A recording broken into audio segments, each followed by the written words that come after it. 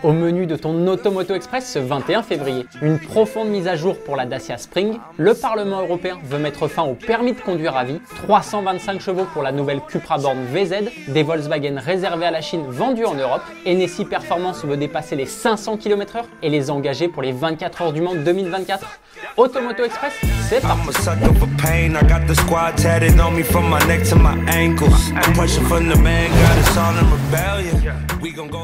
On attaque tout de suite ce numéro avec la star du jour. Automoto Express a déjà rencontré la nouvelle Dacia Spring, on vous présente cette nouvelle version dans le détail. Sa devancière faisait partie du top 5 des voitures électriques les plus vendues en France en 2023. La Dacia Spring s'offre un profond restylage après 3 ans de carrière. La citadine électrique produite en Chine ne bénéficie donc plus du bonus écologique et va fatalement voir ses tarifs augmenter. Elle doit donc se réarmer notamment pour faire face à la concurrence de la nouvelle Citroën IC3, mieux présentée et éligible, elle, au bonus écologique.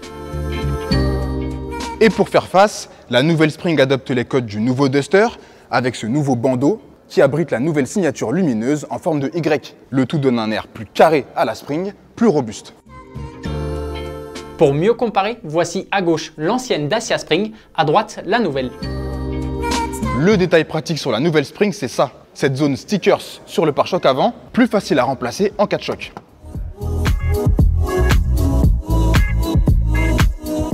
L'allure générale reste inchangée, même si les panneaux de carrosserie ont été redessinés. Mais la plus grande nouveauté, c'est l'adoption de roues plus grandes, en 15 pouces, qui permettent de muscler le look de la Spring. Et ça, franchement, c'est pas du luxe. À l'arrière aussi, la Spring se la joue mini Duster, avec ce long bandeau qui relie les deux feux arrière. Ça lui donne un look plus costaud, plus posé. Et ici aussi, on retrouve la zone sticker sur le plastique, résistante au choc. Pourtant, sous cette nouvelle carrosserie, la batterie et les moteurs sont les mêmes. Pas de révolution donc, la Spring reste une voiture au rayon d'action limité au quotidien avec ses moteurs de 45 ou 65 chevaux qui lui autorisent une autonomie de 220 km. Mais là où la petite Dacia a le plus évolué, c'est dans l'habitacle. En haut, l'ancienne, en bas, la nouvelle Spring. Et ici aussi, on ressent l'inspiration du nouveau Duster jusque dans le levier de vitesse qu'elle lui reprend directement.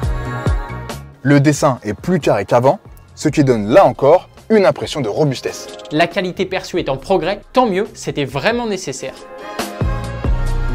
Et surtout, la Dacia Spring entre enfin dans le 21e siècle avec ses deux nouveaux écrans.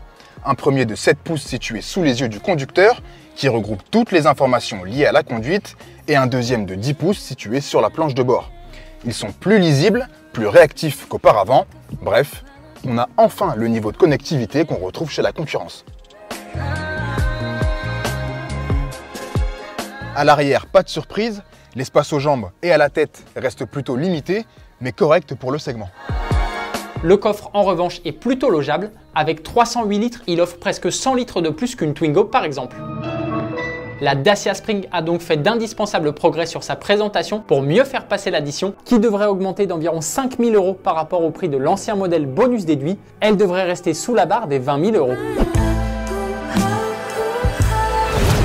Le permis de conduire à vie remis en question. Le Parlement européen a un objectif très ambitieux pour l'année 2050 avec aucun décès lié aux accidents de la route. Pour y arriver, Bruxelles veut revoir certaines lois relatives à la conduite et plus particulièrement au permis de conduire. Et il y en a une qui divise.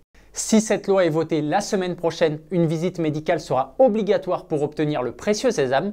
Il faudra ensuite en passer une tous les 15 ans pour renouveler son permis. Cette dernière se concentrera principalement sur la vue et l'ouïe. Comme tu peux t'en douter, cette proposition fait grincer les dents de beaucoup de gens. En guise de protestation, l'association 40 millions d'automobilistes a lancé une pétition. La France, avec l'Allemagne, la Belgique et la Pologne, sont les seuls pays qui accordent le permis à vie.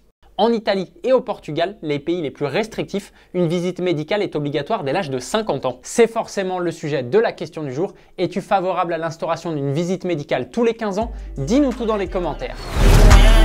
La Cupra Born montre les crocs. 3 ans après la présentation de la Born, le tout premier modèle 100% électrique de la marque espagnole, Cupra revoit la version VZ pour être beaucoup plus énervé. Son moteur électrique, toujours placé sur l'essieu arrière, a été copieusement revu pour être plus puissant. Il développe maintenant 325 chevaux. Cupra a aussi travaillé sur la direction, le freinage et les suspensions pour rendre cette électrique plus incisive.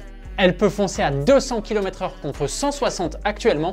Elle est aussi plus rapide sur l'exercice du 0 à 100 km/h. De quoi en faire une vraie sportive? Ce sera à vérifier. Si la nervosité est au rendez-vous, l'autonomie n'a pas été oubliée. Avec sa batterie de 79 kWh, la Cupra Born VZ est capable de parcourir 570 km en une seule charge. Elle commence à faire sérieusement de l'ombre à sa cousine, la Volkswagen ID.3, dont elle dérive. Les tarifs de cette Cupra Born sous stéroïdes, dont le carnet de commande ouvrira au mois de juin, ne sont pas encore connus. Sur son site internet, Volkswagen annonce, je cite, qu'un certain nombre de modèles produits en Chine ont été importés sur les marchés européens par des voies non officielles. C'est une information très importante. Ces véhicules ne sont pas homologués pour d'autres marchés et ne possèdent pas de certificat de conformité. Il est donc normalement impossible de les immatriculer légalement. Elles ne possèdent pas non plus de garantie et puis les constructeurs refusent de s'occuper de leur entretien. Pourquoi ils se retrouvent là alors?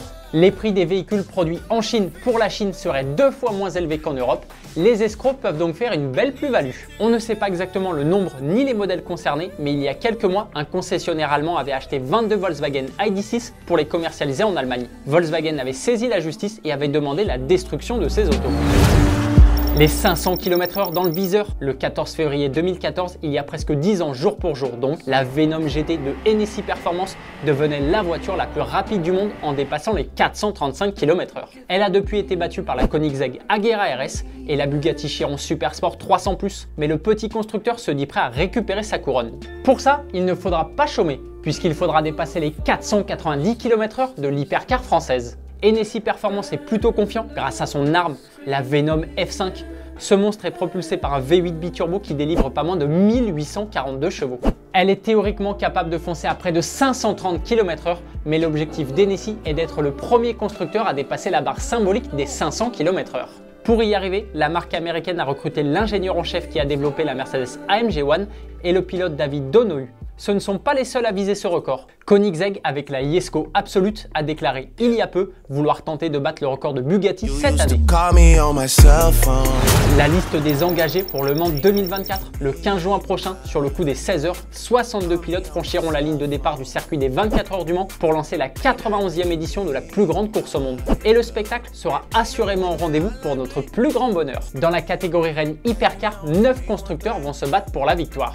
En plus des marques engagées l'an dernier, donc Ferrari, Toyota, Peugeot, Porsche et Cadillac, il faudra aussi compter cette année sur Alpine, Lamborghini, BMW et Isotta Fraschini. Au total, il y aura pas moins de 23 hypercars, dont 6 Porsche. La marque allemande veut sa victoire. Pour savoir qui succédera à Ferrari, vainqueur de l'édition du centenaire, il faudra attendre le 16 juin, 16 h. En plus des 23 hypercars, il y aura 16 LMP2 et 23 GT3, dont des Aston Martin Vantage, des Ferrari 296 et Porsche 911. J'ai vraiment hâte. C'est le moment de revenir sur la question d'hier. On te demandait si tu pourrais envisager d'acheter une Dacia maintenant qu'elle possède beaucoup d'équipements de sécurité. Vous n'êtes pas vraiment convaincu. Certains regrettent même que Dacia soit obligé d'ajouter ces équipements. Vous avez un peu peur que les prix explosent. Automoto Express, c'est fini pour aujourd'hui. On se retrouve dès demain pour un nouveau numéro. Bonne soirée, allez ciao!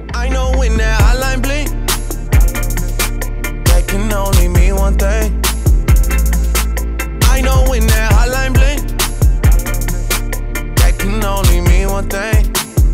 Ever since I left the city, you and me